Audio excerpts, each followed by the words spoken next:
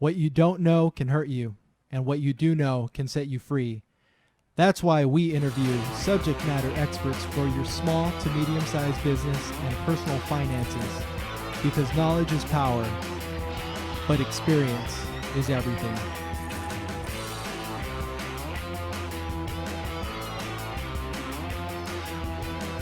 Welcome to The Tipping Point.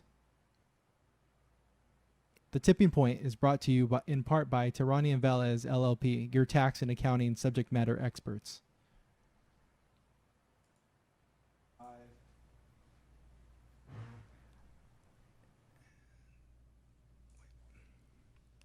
Welcome to the show, everybody. I'm your host, Gabriel Velez. Our guest today is Mike Gellman, author of Pipe Dreams, 7 Pipelines of Career Success, and inventor of the Career Catapult, and CEO of High Five Career Coaching. Mike is a career and executive coach who facilitates transformational business and career success among purpose-driven organizations and leaders. Welcome to the show, Mike. Thanks, Gabe. Yeah. Good morning. How's the day going so far?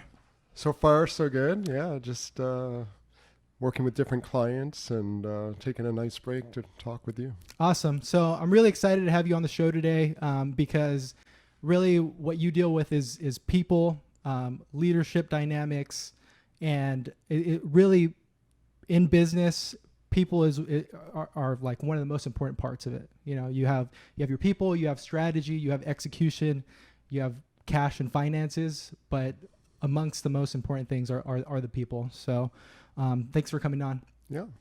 So just,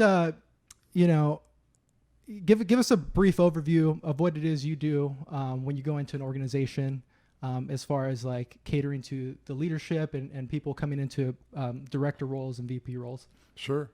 Well, oftentimes I'm brought in to help, with a team that's not functioning well. They're not achieving the results or whatnot. Or a leader, maybe they're just not living up to their potential. And it could be someone that has a lot of potential, but there's more things they can do to round themselves out to be more effective. So one of the first things I do is just an upfront needs assessment and get an understanding of, if it's with an individual leader, getting a good sense of what's going on for them, what might be holding them back. What are their goals? If they're not clear on the goals, that'll be part of the coaching work that we do. And then with teams, it's the same thing. I'll interview team members. Sometimes I'll do an online survey and just get that data basically to understand what's going on. And so that helps me just diagnose what are the root issues here that we need to work on, and then having a conversation with a client around that and proposing some options and some recommendations. And here's the body of work that we could work on. Okay, so let's talk about the organization, and we'll take kind of a top-down approach and talk about leadership first, and then we'll talk about employee dynamics and teamwork and things like that. So, like, what does it mean to be a leader, and what are the key things that a leader, or the key attributes that a leader needs in order to be effective? Yeah. There's a lot out there. Like if you Google, leadership, there's a lot out there. You're going to get a million definitions of it. But at a high level, in my view, a leader inspires others and enables others to be able to do their best work. And many individuals have a difficult time with the transition for that, but involves kind of communicating a compelling vision. Right, and it might be a collaborative process, but having a compelling vision and direction for the organization. How are we organized? How are we organizing around the work that needs to be done? In terms of setting the tone, that's a key characteristic. You hear a lot about emotional intelligence, so developing relationships and being able to adjust based on where people are at. So it's not a one-size-fits-all leadership. Ken Blanchard came out with a situational leadership model. Hersey and Blanchard came out with their situational leadership model way back when. There's different variations of that. It even went further back than them. In the 50s, Michigan and Ohio State studies around leadership. there's a task component and a relationship component. And so it's balancing those different dimensions. And like you started, there's the financial aspect of things, right? And there's the actual work to be done, and then there's the how we get it done. Execution. So So awesome. And so you're talking about a leader. Okay, so my understanding of a leader versus like a manager, right? A leader's job is really to bring everybody together on a strategic vision, like you were saying. So it's what makes us the same as an organization, and managers are really good at deciding what makes us different. Would you have like a similar opinion? Like a manager's job is to figure out what everybody's strengths and weaknesses are, so what's making us different, and kind of position people in a position where they can excel because of their specific attributes, their likes, their wants, and needs, and things like that. And then the leader's job as the visionary is to come in and bound everybody together for a specific cause.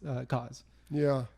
I mean, I would, in terms of a manager's role, I think it's not necessarily, I see what you're getting at in terms of figuring out what's different. I would say more like what's unique about the individuals that you have, the talent that you have on the team. Okay.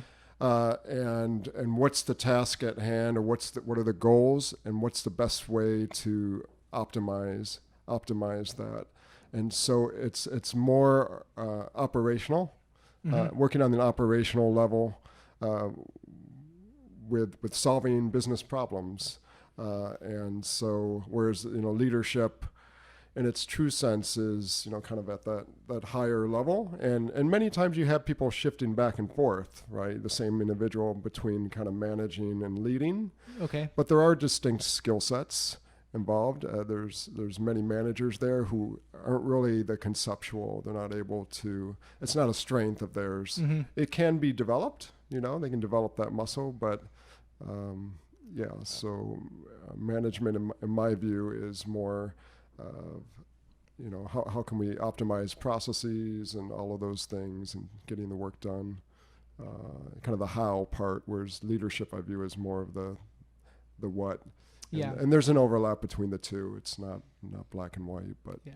And leaders, there are leaders at different levels, right? So there's the CEO of the company who integrates, and then there's leaders in specific functional roles and specific process roles. And it's not always a title. So I mean, the most high performing organizations have a more fluid definition of leadership and operationally as well, whereas any individual, regardless of title, could be a customer service rep, can be a leader. And a lot of leadership is around influence, being able to influence others, whether it's employees or whether it's outside the organization. But leadership can take place at all levels. So you basically end up having a leadership system where people are taking that personal accountability and responsibility, whether it's initiative, whether it's challenging the status quo, whether it's any of those things. That can happen at any level, regardless of title. Right. So there's kind of a mix there. Yeah, and in the realm that I work with, small business, you have people who are, essentially when you're a sole proprietor, you're leading and running every single function of the business, right? Then a typical like first thing that you would offboard is like finance or maybe administrative things to like a helper, and then you hold them accountable. Accountability is really part of that whole role. And then as every time the organization grows, there are growing pains because of the dynamics and absolutely more relationships, more dynamics. And it becomes more and more complex. Yeah, definitely. I mean, a family, if it's a family business or something like that, mom and pop, I grew up in a family business and worked in several. And so I saw firsthand growing up with my parents kind of what they went through with their sales force or whoever it was that they had employed. They had different businesses. One was a drugstore, another was a wholesale company. There were a couple others. And so, the challenges shift. And so you're starting off wearing many hats if not all the hats when you're first starting Every single out. hat, yes. You're everything when you're starting out. Yep. And certainly as you grow, it takes a team to truly have a successful business that scales. Right. And part of that is being able to empower and trust the team to take care of things. And so a challenge is, that many founders, many owners, business owners have, is letting go. Yeah. Yeah. So initially, business owners are just better doers than having those leadership qualities and the management qualities that it takes to expand their business. So I think like personally, one of the things that I try to work on with my employees is really self-awareness, right? So there's empathy, which is seeing things as another person would see them, and then there's self-awareness, which is understanding how other people are seeing you and how you come off. Showing up to work every day, right? Understanding your team and team dynamics, and getting a clear message across. Mm-hmm. I'm assuming that's a lot of what you're doing when you're dealing with VPs, directors, and things like that. Yeah, exactly. In fact, if you were to ask me, like, what are the top pillars for success as a leader, self-awareness would be king. Yeah, that would be number one, because we all get in our own way. Right. I get in my own way all the time too. Right. And we can't always see outside of ourselves, right? Yeah. And so, and that's where a coach can be helpful, or some other, it could be a friend, it could be someone else that's kind of outside, that can give that feedback. More of an objective view. Yeah, more of an objective view, so you can see the forest through the trees. And sometimes we just get that tunnel vision. Yeah, I think part of what we talked about in the past is actually when you go into an organization, you have candid conversations or interviews with subordinates, right? To kind of gauge that true identity of what the leader is, and how they're being how they're portraying themselves, and how their subordinates are kind of understanding their personality and things like that. I actually have a client right now in a nonprofit organization that I'm doing what's called a 360-degree feedback assessment. And it includes talking with the direct reports, and it also includes peers and those superiors, even board members in this instance, and even customers or partners, community members. So it's kind of that full 360 spectrum of feedback, and I'll be sharing that feedback with this leader in the near future. And so really it's going to be up to the client to do the work and to take it in, and they may dismiss some of that feedback. They may have questions about some and need to probe a little bit more, and some of it will just be stuff they already know. But the idea is to take that and identify, okay, what am I going to work on for the next 6 months or year, developmentally, so I can be more effective and get more out of maybe myself, but also out of my team, out of my organization, if it's a small business owner. So just talking about that 360-degree feedback and like 360-degree interviews and things like that. So I think, you probably agree that there are like effective ways to do it, which is by bringing in a third party like yourself, who's objective, who's outside of the organization, who can facilitate and bring people's guards down so that they're honest. Yeah. And an ineffective way, in my opinion, would be to, for a leader or a manager to try and do a 360-degree kind of interview with their employee, because it's never going to be candid. There's a power dynamic there, and even if it's a great leader, right? Even if it's a great leader, there's always things that employees are going to hold back, not because the leader. They may be afraid of the leader, but maybe they don't want to hurt your feelings. Right. They like you so much, but you have, a few things that you don't do as well, and they don't have the heart to tell you. Right. So there's all kinds of reasons why you would want to have that outside neutral person. And absolutely. And there's also bias that enters into things. Sometimes as a leader, even with the best intentions, subconsciously, you may be, the types of questions you're asking or the tone in which you're asking them or the conditions for the meeting in your office. It's leading. You end up confirming what you want to confirm. Yep. Leading questions. Yeah, right. Leading questions, all of that. Okay. Even if you don't have that intention consciously, subconsciously, there's signals you send. And so, so I come in as a neutral. And what's key to the 360 feedback assessment process is confidentiality. Yeah. And that's one of the things I offer, is that when I'm having these one-on-one conversations, or if I do a survey format, what they tell me individually, I'm not sharing with anyone else. What I'm looking for are themes. I'm looking to aggregate all that. Mm-hmm. And yes, it's, a leader will say, oh, I know who probably said that, or, that happens. But generally I'm looking for, it needs to be, at least 3 people or more that have said something around this topic, around this issue. Again, that helps to protect them in terms of anonymity. Mm-hmm. And, if the goal, and I test that up front, if they're truly not invested in their own development, then I'm not going to work with them. So the leader, it's a waste of time if they're trying to figure out who said what. Leaders are know-it-alls, so. And it's a natural human thing. Right. I mean, your mind wanders. We do that, and that's fine. Yeah. But if we dwell on that, it's not going to get us to where we want to go. And more often than not, they make an incorrect assumption about that. If there's feedback around a certain area, sometimes it's the people that they never would have thought of. Yeah. Because it might be something that's quiet or, whatever it may be. Yeah.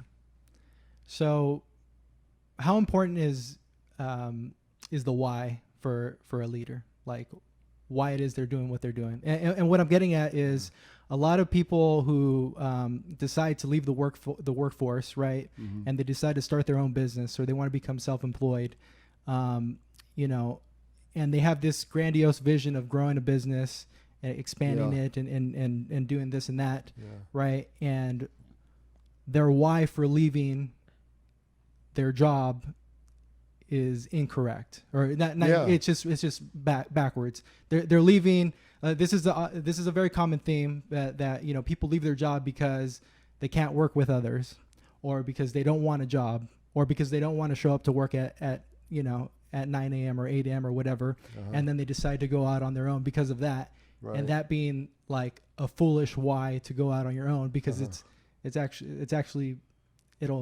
there's accountability in an organization, right?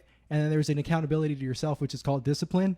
And if you lack discipline, you're going to have a hard time running a business by yourself where there is no accountability. It's all to yourself discipline. Yeah. Well, I think that's where the self-awareness comes in. And I would agree the why. Simon Sinek speaks to this quite eloquently as well. It's really important in my view and in my experience working with different clients. I've personally taken the leap myself a few years ago. As you know, from a corporate job, and it's really important to know the why, because that's what's going to sustain you when things go wonky, and they will go wonky, and eventually, 9 times out of 10, and you're going to be tested, right? And so, if you're the type of person, many people leave to escape, right? If your motivation is to escape something, a bad boss, a bad company, bad pay, whatever it is, right? If you're escaping something, to me, there's more work to be done to figure out what's going to make it work on your own. Yeah, it's not that you can't make it work. It's just that you're setting yourself up for failure. Having that clarity, I think, is really crucial, because many entrepreneurs are very opportunistic, very idea-oriented as well. Yeah. And so they'll go in different directions, and they don't have the focus. Yeah. Because now I'm unleashed. I can do anything I want. Yeah. And I don't know where to start. And they start, and so then they create other problems. So when you become your own, go into business for yourself. Right. Any little flaw you have becomes amplified 10 times more, right? Because it's not mitigated. Nobody's covering for you, at least initially, right? Everything becomes amplified that much more. So, like as you're saying, if you lack discipline, it's going to show up that much more with your own business, your own company. Yeah. If you have difficulty dealing with people, whatever it is, it's going to amplify that much more. And you'll probably rely more on your strengths that much more, right? So that gets amplified too. Yeah. And that could be a good thing. Yeah. That could be a good thing. Mm-hmm. So it's all has to be in context of what it is you're trying to create. But the why, I think, is important for the single most reason that it's going to help sustain you. And as you grow your business, it's the message to everyone else, like our mission, why we exist, right, and their motivation. If you're not clear on it, yep, what's going to get them up in the morning to do something more than they could do on their own, right? Part of leadership is getting people to do something beyond what they could have done on their own or what they thought possible, right? That's the nature of organizations. We form around a common purpose. Yeah. Otherwise, we'd all do our own thing, right? And there's there's different motivators and needs for connection and belonging and things like that organizations, serve. But there's also the other needs too for rewards and things of that nature. Yeah, I think you talked a little bit about strengths, and I think I'm a big proponent on kind of doubling down on your strengths and delegating the things that you're not good at, and then eventually you read any book on business, they say that eventually the CEO or the founder's strength becomes the organization's weakness, right? So eventually you have to delegate everything, right? If you want to continually push the ball down the field, right? Yeah. But what I'm getting at is when you're dealing with people more talented than you in a specific function in your company, letting them do what it is that they do well. And not coming in as like a micromanager, but coming in more as like a coach, right, or like a sounding board, and letting them do what they do well. Yeah, that's part of the letting go part, and it's challenging for many. It's a shift in mindset, right? Yep. It's a shift in mindset from I'm the expert, I'm the master, right? Yep. To more of I'm facilitating this, I'm focusing on process. I'm the orchestrator, the conductor, right? Yes. And when you have a conductor with an orchestra, they're not playing the instruments for the musicians, right? Each of the musicians has their own expertise and talent, whether it's trombone or flute or violin or whatever it may be. And so it's definitely a shift. And I would agree with you that leaders of companies who stay within their core genius, as Jack Canfield would say, can go a lot further. And then, allowing others who can complement you, right? I'll never forget when I was, even inside an organization, I was part of a new team, and we had a roundtable discussion, and the leader was just asking us, so, what are we really good at? What are our strengths? What are our top 2 or 3 things? And what's one thing we don't like to do? And so we're going around the table, and comes to me, and I share, kind of some of mine. And one of my weaknesses or areas that I hated was like administrivia. Like the real administrivia. Administrivia. Okay, that's what You're gonna need to find that, but go. Yeah. So administrivia are all the detailed things like timesheets and budgets and scheduling and got it. Just a lot of it. I'm detail oriented in terms of like analyzing information and extrapolating themes, but I don't like to do the detail work of some of those types of logistical things. Yeah. It's just I can do it, but it drains me. Yeah. It drains me. And so as we continue around the table, one of my colleagues said, "Oh, I just love being the go-to gal for all the little stuff," and da da da da da da da. Yeah, I'm like, hallelujah. and it's weird, right? Because there are people with that personality. Yeah, like different personality. Some people love to be in the support beautiful role. That there's that diversity, right? And we were talking about management before. Yep. It's being able to recognize, and I could give you a million examples of other times personally, but also with clients I've worked with where they're not tapping into the diversity of their group. And there's a lot of conversation nowadays about diversity and inclusion is happening and not. And, it's really key. And the strongest teams and strongest organizations are able, one, to recognize the diverse talents of the individuals in the organization, and backgrounds and everything else around that, and how to tap into it, how to leverage it. Yeah. And so, Is that like understanding that, and it's kind of segueing into the next topic, which is workforce engagement, right? Tapping into that, everybody's talents, everybody's desires and wants. Talents and their perspective in all ways, backgrounds, their networks, right? So that's often under, what's the word I'm looking for? Not necessarily underappreciated, but it's not talked about enough. And it's gaining steam now within your workplace about the employee experience. Okay. So there's employee engagement, which, gets at, how much pride does someone take in the organization? How willing would they be to refer others into the organization, for example, whether it's customers or future employees? And just, showing up and willingness to go the extra mile, right? So that's engagement, willing to dig in on something that they believe in, right? It could be negative engagement too, but engagement is engagement. They care enough to maybe argue a point. They're engaged.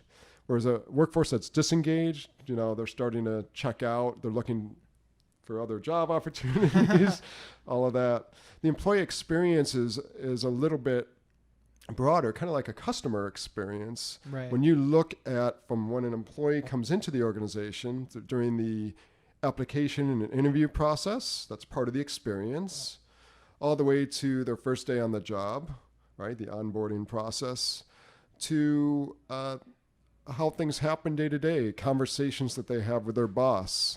Was that a net positive or a negative, right? To how they see others treated and interacted. So that's all part of the experience. And what the company does for the community, right? That's a big thing now. Yeah. Is that social responsibility and community impact, that third bottom line, what are we doing there? That's all part of the experience of being an employee, right? So, yeah. And keeping employees engaged, really important right now. I think, and in small business, we feel it a lot, because obviously we have smaller budgets than like the large organizations for recruiting and things like that. So, and unemployment the way it is right now, right? It's very, very competitive. Yeah. It's like to get 3.7, 3.8%. Yeah, I think it's less really in Orange County, and in my industry, it's like I think less than 1% right now. Okay. Yeah, so just full employment. Everybody who wants a job has a job, and they're probably looking for the next best job also. Right. I think there's a Gallup poll out there that says that more than half of employees are disengaged at work. Yeah. So, really, really, really important what we're talking about here. Yeah. And I see it in the career coaching that I do a lot of career coaching, and whether it's a good economy, I'm busy because people are, they can be picky, they can be choosy. Yeah. They're not going to be held back as much. And in a poor economy, unfortunately there's layoffs and it's harder to find a job, shortage of jobs, so people need help as well. And so, but people want something that feels right. And that goes back to the experience, it feels right. I'm paid what I'm worth. I'm valued. Yeah. Yeah. So people want to feel appreciated. Yeah, absolutely. Yeah. It's not always the money, right? There's always, you look at the different motivators, right? You see those reports come out about why people leave, for example. And it's usually the boss or the culture. There's an ongoing debate now, culture versus boss in the field. Yeah. It's all, that fits in together. But also on the flip side, what motivates people now increasingly is opportunities to learn for development, a company that's going to invest in their development. They're not necessarily expecting to be kept around forever, right? That there's not that expectation at all with millennials. We're in the gig economy. There's just that California Assembly Bill number 5 that just was passed. That's going to shift some. It'll be interesting. It'll shift some things with the gig economy. Oh yeah, But yeah. people that prefer to freelance. Yeah. But anyhow, that's a whole nother conversation. Yeah, that whole Uber thing. And, yeah, the Uber and Lyft and how the impact. And so you have Uber and Lyft drivers who say, well, we like our freedom. Right. We don't want to be an employee, And then you have others that say, well, we want it because we're taken advantage of, we're underpaid, we should get benefits. Right. So it's an interesting, I think, personally, I think that legislation went through prematurely. Right. I think there needs to be some, and I think we're going to see that. We're going to see some hybrid of that. Mm-hmm. There's some professions where there are exceptions, but I think we're going to see the pendulum swing back a little bit and say, okay, what makes sense here, right? Because if someone on my team comes in, they're getting paid well more than minimum wage, right? So it doesn't really play into that aspect of it. Yeah. Okay. So succession planning, another topic, another thing that you help with, sure, right? How do you facilitate that inside of an organization? Yeah. So it's a little bit different, like with a small mom and pop business, right, versus a larger organization or a nonprofit. But the general principles are the same, and one of them is, what does it take to be successful today in your role? So if you're a business owner, or you are a department head in a large organization, or a CEO, what's successful today, and what will be needed for tomorrow, right? And so there's that future planning, because the skills needed today might be different than what's needed tomorrow. Mm-hmm. So part of that process is really getting clarity. And so what I would do, for example, in a larger organization, is having a process for that and having the conversations with those leaders around that. Getting a leadership team together, for example, all kind of generally on peer level. We don't want to have multiple levels because it gets awkward. You don't want to be talking about people that report up to you, even if not directly, in the same room. But generally identifying what are the skills needed, and identifying basically, starting off with just reviewing the talent, reviewing the employees. What are their strengths? What are their development needs? That's what we call a talent review process. Mm-hmm. And that's a good place to start, and just having those conversations and collecting that intelligence, if you will, not just from the supervisor that oversees an individual, but from others who have interacted with them, or their people have interacted with them. Then again, you get a full picture of someone's potential. Yeah. Right. So that's a big part of the process there. And then the succession planning, it feeds into the succession planning process of, okay, if you win the lottery tomorrow, people say you get hit by a bus. I like saying winning the lottery. If you win the lottery tomorrow and you're like, okay, I'm out of here. Yep.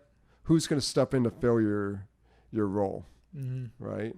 Who's going to step in to fill your role? And so then we want to assess, okay, well, how ready is someone to step into the role? Are there certain skill sets that they need? Yeah. How much time will it take for them to do that? Is it going to take them 5 years? Is it going to take them 1 year? So how ready are they? Because we have some planning to do. If they're ready, if you have people that could step in today, awesome. That means you're doing something right. Small business owners, and actually in large organizations, many leaders have a mindset that I'm irreplaceable, or if I develop someone, then my value diminishes, right? Because then they could take over my job. And that's a common trap that they fall into. It's like, well, if you're not developing your people, then how is your organization going to grow and scale? Yeah. Because obviously you can't do it all. Otherwise you'd be a business of one. Right.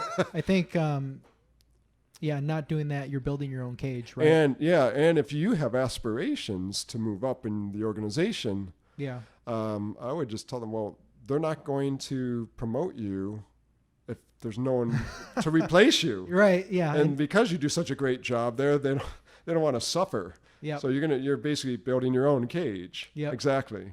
And so, so it's a different mindset. It's more taking that abundance mentality, that growth mentality versus the scarcity mentality, if you will, or the kind of that win-lose. Yeah, I would imagine, I've basically been self-employed since I graduated college, but I would imagine in a larger organization, there's constantly that fear of job security, right? So that there's if you make things too easy for somebody to replace you in your position, you feel that you could be terminated, let go, or like you said, your value diminishes. Yeah. Like I said, I haven't been an employee in my adult life really, but you're building the cage and stopping yourself from being able to be promoted. Yeah, I mean, think about it. Even definitely in a large organization, or from adding value in a different way, it frees you up to do things. I mean, I think of Bill Gates as one example. He, as a founder and CEO of Microsoft, eventually, he stepped down. Steve Ballmer came in, and he shifted to a different role. Mm-hmm. As R&D, what he loved to do. He went back. It was an opportunity for him to focus on the more creative aspects of the business and still add a lot of value, right? And so he did that, and then eventually he moved on, to creating his foundation with his wife. So it's really a matter of being clear on your life purpose and what impact you want. You might have to reevaluate it at that point. It depends what you're looking for. But a small business, many times, most of them fail, right? They die with the owner, don't they? You probably know this as a CPA. It doesn't move on to the next generation. It doesn't move on. Yeah. And so what are they doing? My parents, at one point, asked me if I wanted to take over their business. Yeah. And I have a brother and sister as well. And, sometimes it dies with the business. My parents, the business, after they left, it wasn't a business that I wanted to take on. I thought about it. I worked in it. Yeah. But it wasn't for me. And so there are other options for them, though. I mean, to sell the business and things of that nature, or bring in someone else, right? Yeah. And develop them. And so, but small businesses, they run into that oftentimes. And so it's great if the other family members want to take it over, but that has its own dynamic, right? Particularly as the organization gets larger, if you have these brothers and sisters and cousins and whomever, uncles in the business, and you're up to 50 employees or something, or larger, that plays into the dynamics of the business, and respect that people have or don't have, for those family members. So, Got it. So I see you brought your book, Pipe Dreams. Yeah. This I published a few years ago, and it was really to help individuals and organizations take ownership of their career. I had many employees would come to me complaining that their bosses weren't doing enough to get them another job opportunity within the company. Or I had them coming to me saying, Mike, just tell me what I should do. And they were just giving up their power, is what I noticed. Okay. And I'm like, I'll tell you what to do. I had this one woman I remember, I'll just say her name's Mary, just to protect the innocent.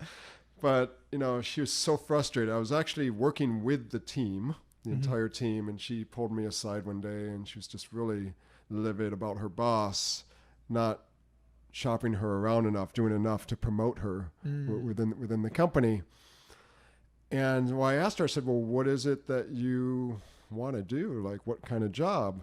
And she's like, well, I don't know. You see where this is going? Yeah. That's kind of a paradox. Okay, continue. Yeah. Yeah. And so I said, well, what if she got your job in marketing? How about that? No, I don't like that. Well, what if she got your job in facilities? oh, heck no, I wouldn't want to do that.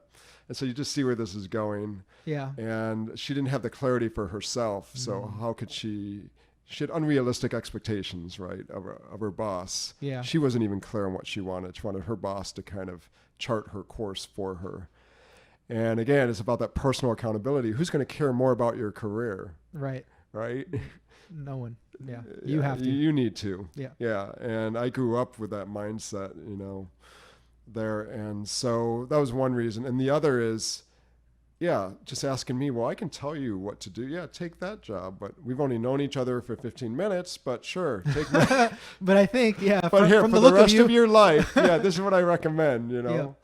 This is what you should do. And you can take it as a data point, but you have to do the own work. Now, Jim Rohn, of famous business philosopher, said you can't hire someone else to do your own push-ups. Yep. Yeah. And so there's a case where you need to do your own push-ups here. You need to do your own work. Yep. And so I wrote this book to help people who are feeling stuck, the Marys out there, so that they know, here's what the people in the organization, the high potentials, here's what the people that you see being promoted or being fulfilled, that they're doing differently, that you might not be aware of. Yeah. And kind of bring them some insight. So that they can start to ask the right questions of themselves and do some of that work. And I have questions at the end of each chapter in a career planning guide as well that they can download for free. It's, I've got other books too I want to write as well. So, but yeah. Okay. So we're just at about 42 minutes. It goes quickly. Yeah. Do you have a final message that you want to leave with the audience, or is there like another tidbit that you want to leave with us as we close? And then I'll give you an opportunity also to let people know where to find you. Oh, sure. Yeah, I think a real key, not only for my own career, but in working with hundreds of clients over the years, both internally as an internal consultant and now as an external coach and consultant, is really back to the self-awareness piece. Yeah. That's really, if we're looking at like kind of the whole Archimedes, give me a lever, long enough and I can move the world. Yeah. That's self-awareness of your own values, strengths, your why, your what direction you want to head in, all of those things create, in my view, the largest ripple effects. Yep. And so having a coach, whether it's myself or there's a lot of coaches out there, a lot of great coaches, or just having a outside view can be helpful. Do you think like the self-awareness piece, people can have discipline, but the self-awareness piece, do you think you really need somebody on the outside in order to help you with that? Well, I mean, if you're stuck, I mean, if you're not getting the results you want, I mean, that's what it comes down to. So if you're wanting to get, to Massachusetts, but you've spent 6 months and you're not getting there. Yeah. So if you're stuck or if it's painful, right? Sometimes we get there, but we have all this unnecessarily pain and conflict and waste, inefficiencies, right? And so it doesn't have to be that way. Yeah. There's alternatives to that. But sometimes we don't even recognize that because we only know what we know, and it takes someone else to point it out to us, to make us aware. But generally, not everyone needs one. Do I think everyone can benefit? Absolutely. Yeah. But not everyone necessarily needs one. Yeah. It's just personal choice. Yeah. Awesome. Thanks, Mike. I'm going to have you back on. This was an awesome topic of conversation. Yeah. So in closing, thanks for being on the show. And what's the best way for people to get a hold of you? So LinkedIn. I'm on LinkedIn all the time. So they can just find me, Mike Gellman, on LinkedIn. My website, MikeGellman.com. Those are the best ways to reach out to me and connect. Awesome. Thank you, sir. All right. Thanks, Gabe. Yep. Pleasure.